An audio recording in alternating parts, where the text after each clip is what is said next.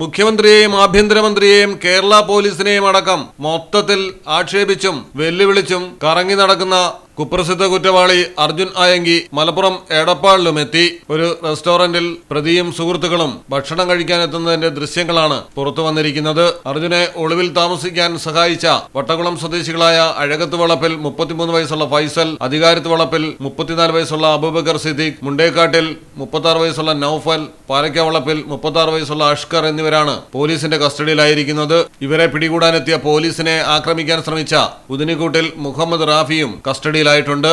ഇവർ ചേർന്ന് അർജുൻ ആയങ്കിയെ വിവിധയിടങ്ങളിൽ ഒളിവിൽ കഴിയാൻ സഹായിച്ചുവെന്നാണ് പോലീസ് കണ്ടെത്തിയിരിക്കുന്നത്. തിരൂർ ഡിവൈഎസ്പി AM സിദ്ദീഖിന് ലഭിച്ച രഹസ്യവിവരത്തിന്റെ അടിസ്ഥാനത്തിലാണ് പരിശോധന നടത്തി സഹായികളെ പിടികൂടിയത്. അർജുൻ ഒളിവിൽ കഴിഞ്ഞ എടപ്പാളിലെ സ്ഥാപനങ്ങളെക്കുറിച്ചും ഇയാൾക്ക് സഹായം നൽകുന്ന കൂടുതൽ ആളുകളെക്കുറിച്ചും പോലീസ് അന്വേഷണം ഊർജിതമാക്കി.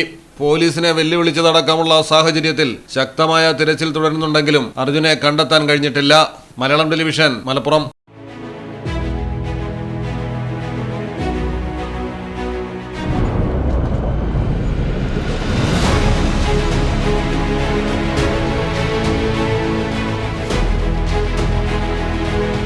നിങ്ങളുടെ വീടിന് നിങ്ങളുടെ design. G-Land Steel Doors and Windows.